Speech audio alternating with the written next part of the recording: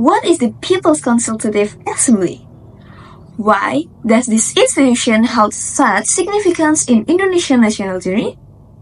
Let's explore the history and role of the Majelis Permusyawaratan Rakyat of the Republik Indonesia. The first, following Indonesia is Declaration of Independence on August 17, 1945, the nation is further recognized the necessity of establishing a representative body to exercise legislative function.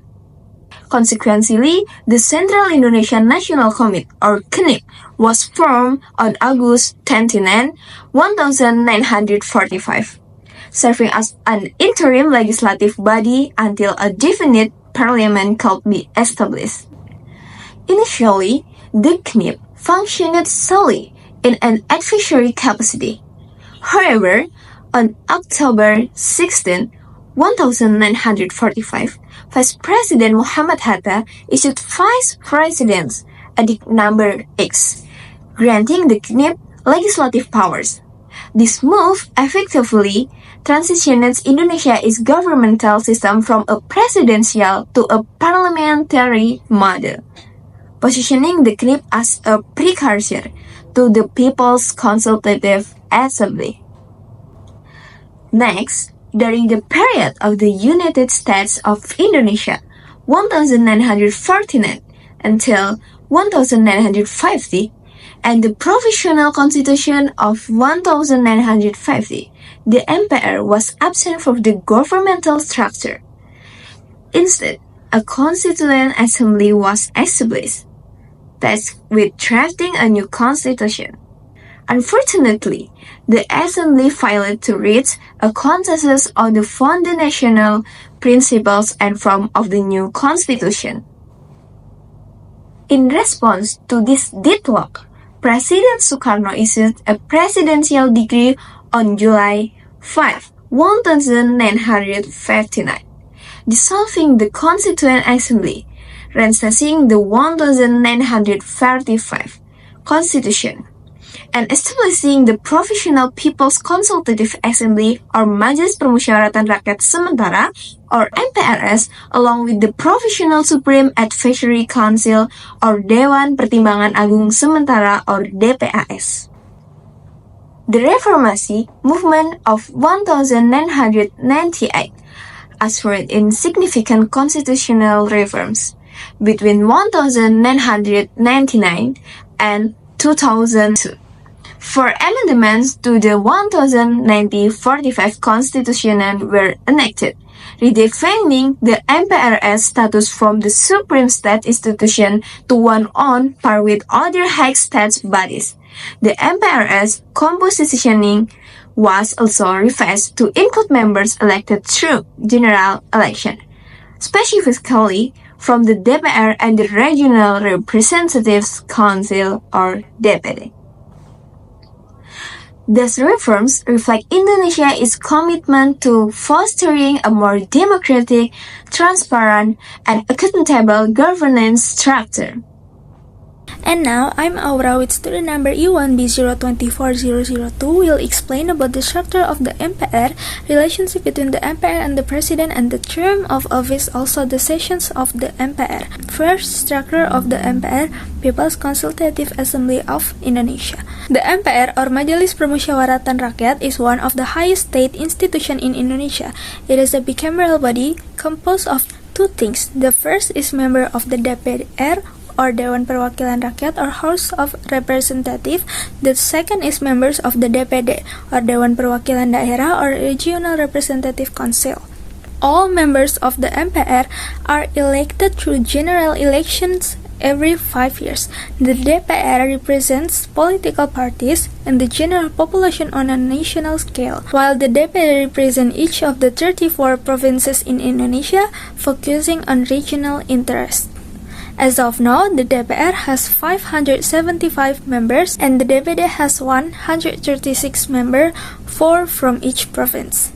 This brings the total number of MPR members to 711. The MPR only convenes in full when performing specific constitutional duties. The second is relationship between the MPR and the President. The relationship between the MPR and the President has changed significantly after the constitutional amendments made in the early 2000.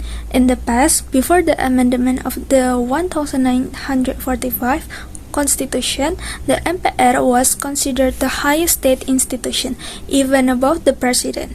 And the MPR had the power to elect and dismiss the President and Vice President. After the constitutional amendments, the President and Vice President are directly elected by the people through a democratic election. The MPR is no longer the highest institution, but is now on equal footing with other high state bodies. The MPR still holds important constitutional responsibilities, such as inaugurating the President and Vice President after the election, deciding on the removal of the President or Vice President if they are proven to have violated the law or committed treason based on a proposal from the DPR and a decision from the Constitutional Court, amending and enacting the Constitution of 1945, UUD of 1945. So, today, the MPR no longer has a direct role in electing the President, but plays a constitutional and supervisory role. And last, term of office and session of the MPR. The term of office for MPR members is 5 years, the same as for DPR and DPD members. After that period, new members are elected in the next general election. The MPR holds several types of sessions, including General Session. This session is held to inaugurate the President and Vice President and witness their oath of office, usually after the result of the presidential election are officially declared. The second is Special Session, held only special circumstances such as to discuss the impeachment of the President or Vice President or to fill a vacancy in one of those offices if both are unable to serve. And the third is Annual Session, usually held every 16th of August, the day before Indonesia's Independence Day. In this session, the President delivers the state address and other high state institution present reports on their performance. So, the conclusion is the MPR is one of Indonesia's highest state institution, consisting of members of the DPR and the DPD, with a total of 711 members elected every 5 years. After constitutional amendments, the MPR no longer holds the highest authority nor elects the President, as the President and Vice President are now directly elected by the people. However, the MPR still holds key constitutional roles, such as inaugurating the President and Vice President, amending the Constitution, and handling impeachment process. The MPR conducts various sessions including general, special, and annual sessions throughout its 5-year term. So that's all from me and my friends in Group 13 explaining about MPR. Thank you so much for watching and listening the video, and we deeply apologize if there's still a lot of mistake or wrong information when we explain about MPR. Everyone, my name is Kania Marwa, student ID number E1B024007. Today I'm going to explain about the People Constitutive Assembly of Indonesia, also known as the MPR, including invocation, powers, and competition. Let's get started. 1. To amend and establish the Constitution, the MPR has the authority to make changes on the 1945 Constitution of Indonesia based on the national needs. 2. To inaugurate the President and Vice President after each election. The MPR officially swears in the electing leader before they start their terms. 3. To dismiss the President or Vice President in certain situations. This includes cases of treason, corruption, or other serious violation of the law. However, there requires a prejudicial from the Constitutional Court. Now, let's move on to the powers of the MPR.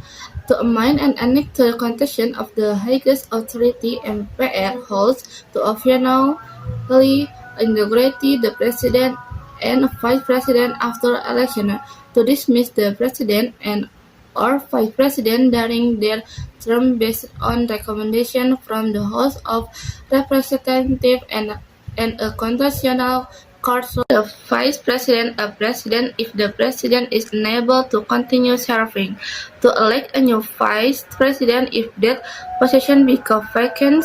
So even though the MPR the broad guidelines of state policy like it used to, it still plays a vital role in Indonesian constitutional framework.